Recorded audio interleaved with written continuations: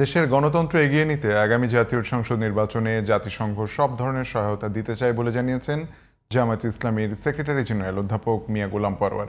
অন্যদিকে দলটির নায়েবে আমির ডাক্তার আব্দুল্লাহ মোহাম্মদ তাহের বলেছেন, ফেব্রুয়ারিতে নির্বাচন নিয়ে কোনো শঙ্কা দেখছেন না তারা। মাহমুদ সোহেলের রিপোর্ট।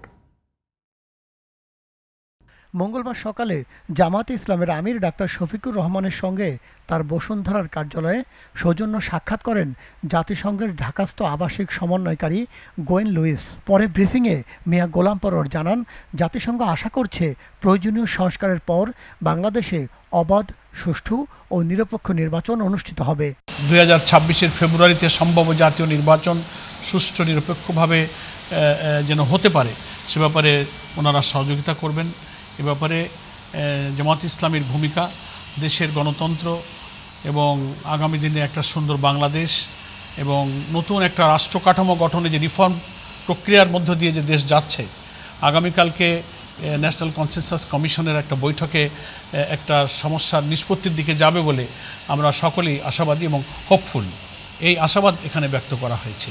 অন্যদিকে যুক্তরাষ্ট্র থেকে ফিরে বিমানবন্দরে সাংবাদিকদের মুখোমুখি হন জামায়াত ইসলামের নায়েবে আমির ডাক্তার সৈয়দ আব্দুল্লাহ মোহাম্মদ তাহের। তিনি বলেন, সংস্কার নিয়ে কালক্ষেপণে নির্বাচন পেছালে তার দায় সরকারকেই নিতে হবে। যে বাংলাদেশ যে ইউনাইটেড আছে অন মেজর ইস্যুস, রাষ্ট্রের প্রয়োজনে, রাষ্ট্রের বড় বড় সমস্যার সমাধানে এবং রাষ্ট্রীয় ব্যাপারগুলোতে দলমত নির্বিশেষে আমরা যে ঐক্যবদ্ধ আছি, এইটি সারা বিশ্বের কাছে প্রমাণিত হয়েছে, তুলে ধরা সম্ভব হয়েছে।